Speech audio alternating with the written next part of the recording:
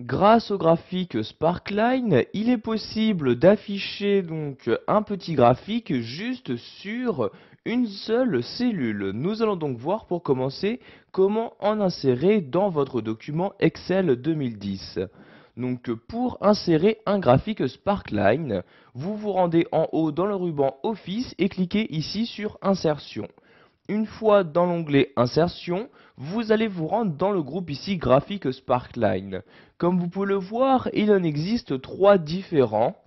Donc, soit vous choisissez de créer une courbe, un histogramme ou un histogramme qui représentera les points positifs et négatifs. Donc ici, je vais par exemple, pour commencer, créer une courbe. Je clique donc ici sur courbe comme ceci. Pour commencer, vous allez sélectionner donc la plage de données, c'est-à-dire avec quelles données vous souhaitez créer votre graphique. Donc je place bien mon curseur à l'intérieur de ce champ-là et je vais sélectionner ici ces données-ci, donc les données de l'émission de CO2. Donc je clique sur la cellule, je maintiens le clic de ma souris et je sélectionne ici toute la ligne donc correspondant aux données des différentes dates.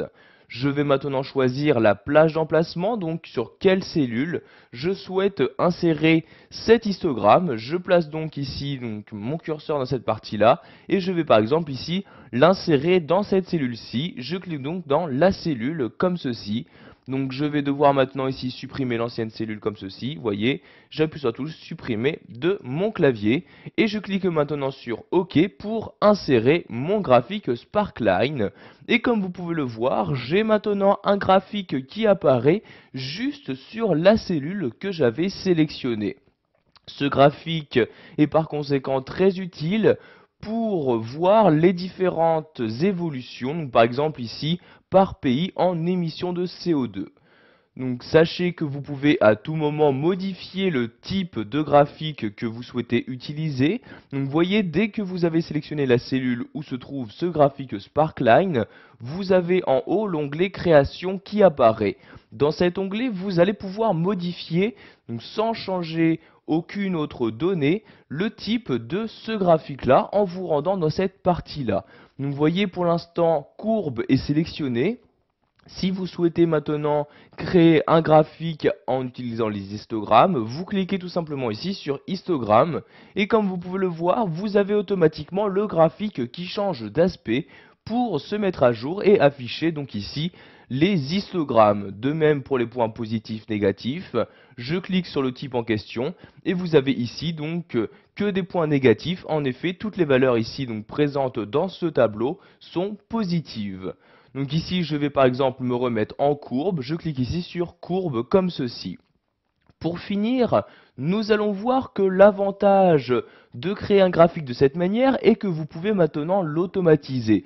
En effet, si je souhaite maintenant appliquer ce graphique pour tous les pays ici présents dans mon tableau, je n'ai pas besoin de recréer à chaque fois ce graphique. Il me suffit juste de l'automatiser. Donc pour ce faire, je sélectionne la cellule avec le graphique. Je me rends en bas à droite de celle-ci. Donc vous voyez maintenant mon curseur ressembler ici à cette petite croix.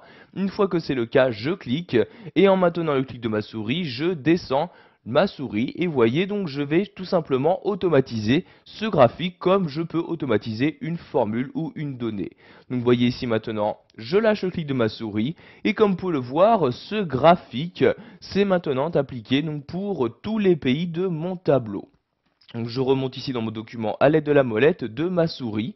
Donc maintenant que vous avez automatisé ce graphique Sparkline, vous voyez maintenant je vais pouvoir apporter toujours une modification à ce graphique et vous allez voir que ces modifications vont également se répertorier sur les autres graphiques. Donc par exemple ici je change le type, je clique ici sur histogramme et comme vous pouvez le voir maintenant donc tous les autres graphiques sont également passés en histogramme. Voilà, vous savez maintenant comment insérer une ligne de tendance dans Excel 2010.